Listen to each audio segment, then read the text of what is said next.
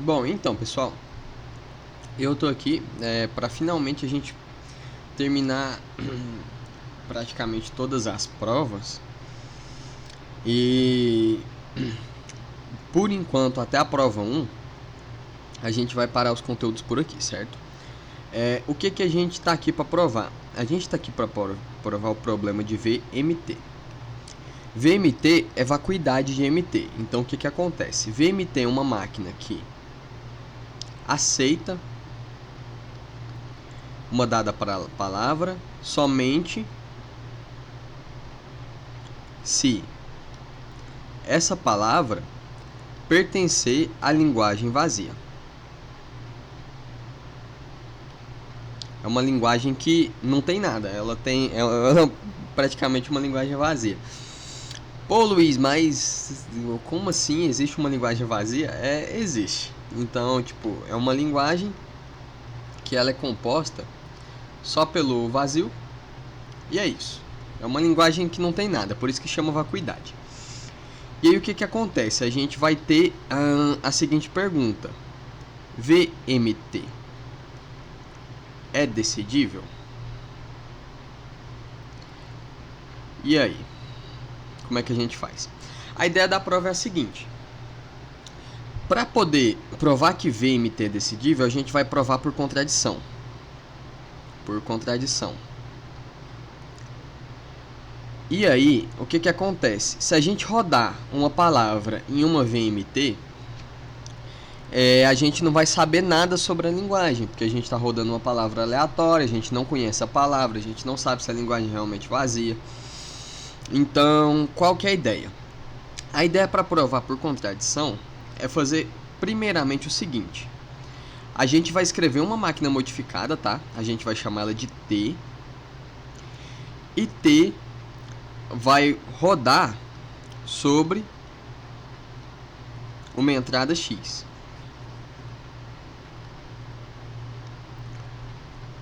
Onde X é uma string, tá?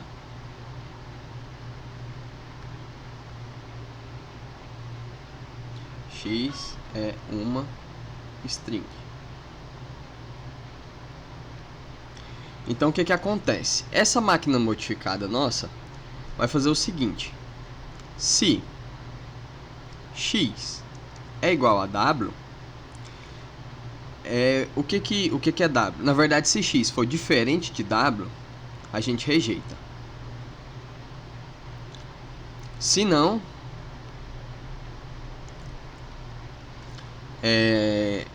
a gente vai rodar m sobre w e vai retornar o que retornar de m. Retorne m, que no caso é uma máquina de Turing normal, rodando w. Se m aceitar, vai aceitar. Se m rejeitar, vai rejeitar. Então, tá, o que a gente tem aqui? Nessa nossa máquina T, vai entrar uma máquina m e uma palavra x. E essa nossa máquina T é uma máquina de Turing universal modificada. Então o que a gente tem aqui dentro é W. O W ele é definido dentro do código, tá ok? Então W é uma palavra que a gente conhece. E pode ser qualquer palavra, mas ele desde que ele seja definido dentro do código. Então a gente tem T aqui. E aí, o que a gente faz? A gente vai assumir que, no caso, existe uma máquina que decide VMT, já que VMT é decidível, e essa máquina a gente vai chamar de R. Então R decide VMT. E aí o que a gente faz? A gente vai criar uma máquina S, certo? Cria uma máquina S que vai fazer o seguinte: S vai receber uma máquina M e W. Então, no caso, S vai receber, vai rodar sobre MW, onde M é uma MT e W é uma string. E aí, o que W vai fazer? Na verdade, o que vai acontecer em S? Primeira coisa, o X vai receber W, certo? E aí, no caso, a gente vai chamar aquela nossa função. o M, no caso, não é o M, né? O T.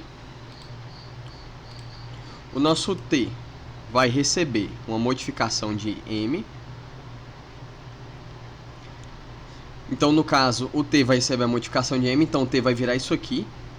E aí a gente vai chamar o T, emulando dentro dele o W, certo? Então, no caso aqui, no T vai entrar MW.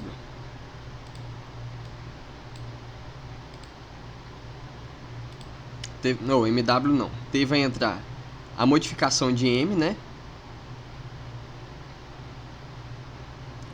E o X. E na prática essa modificação é basicamente o T. Então o que vai acontecer? Entre o X, que no caso é a nossa variável, o W já está definido aqui dentro.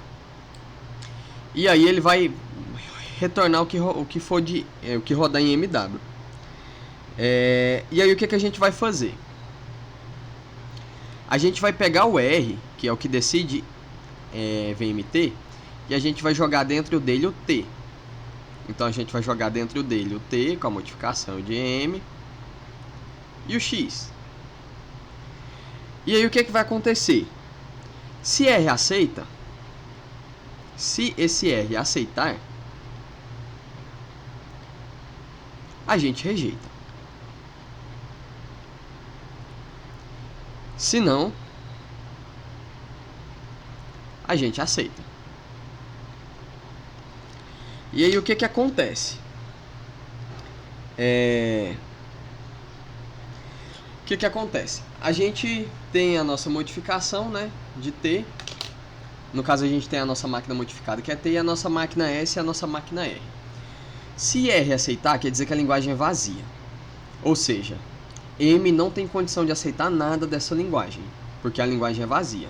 Então a gente vai rejeitar, porque é uma linguagem vazia. Se o R rejeitar, quer dizer que existe alguma coisa na linguagem. Então a gente aceita, porque alguma coisa está sendo aceita na nossa máquina original. A nossa máquina original foi modificada para poder aceitar somente o que a gente já conhece. Então, se ela aceitar o que a gente já conhece, quer dizer que a gente resolveu o MT. Logo, se R decide VMT, S decide AMT. Porque a gente sabe que vai aceitar alguma coisa que a gente já conhece. Então, se o R decide VMT, o S decide AMT. No entanto, o que acontece? No entanto, por definição,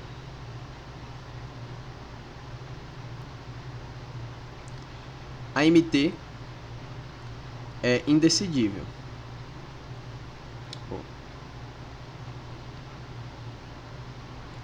Logo, temos contradição. Certo? Então, o que acontece? Portanto, VMT é indecidível. Tá, Luiz, mas eu não entendi. Explica de novo. Ó, é o seguinte. A gente vai pegar M com W. A gente vai pegar esse M com W e modificar. A gente vai transformar o W em X e vai jogar no nosso código modificado. W sendo X, dentro do nosso código modificado, a gente tem uma palavra que a gente já conhece, um W que a gente já conhece. Se o nosso X não for igual a W, a gente rejeita, porque a gente já sabe que, no caso, a máquina vai rejeitar o X. Se não, aí a gente vai verificar se a máquina que entrou na máquina modificada aceita ou rejeita o nosso X escolhido. No caso aqui, retorna MX. Certo? Aí a gente pega e cria essa modificação. E aí o que acontece? Nessa modificação de máquina, a gente sabe que só uma palavra vai ser aceita. A gente sabe que só aceita uma palavra, certo? Então a gente vai rodar essa máquina dentro de VMT. Se VMT aceitar quer dizer que essa máquina só aceita a linguagem vazia. Então quer dizer que a única palavra que a gente colocou para poder fazer o teste não é aceita. Então a gente rejeita. No caso, MW.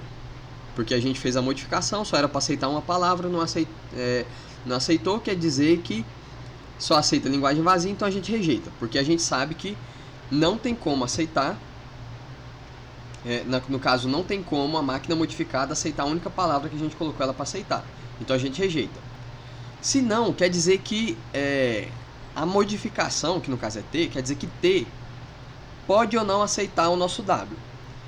Então a gente vai aceitar. Com isso a gente consegue decidir VMT, se a linguagem que a máquina aceita é vazia ou não. Decidindo VMT e fazendo esse mecanismo, a gente consegue decidir a MT, porque a gente sabe que VMT rejeitando tem como a nossa máquina aceitar ou rejeitar alguma coisa, então a gente tem certeza. Então se R decidir VMT, com certeza a gente vai conseguir decidir a MT. Mas como a MT é indecidível, a gente tem a contradição, logo o VMT é indecidível. A explicação é essa. Na aula passada, algumas pessoas também reclamaram, na verdade quem já viu o vídeo, reclamou que eu não mostrei a prova de AMT porque tem uma prova. Então é o seguinte, qual que é a ideia da prova de AMT? Vamos supor que você tem uma máquina que vai decidir AMT, certo? S decide AMT.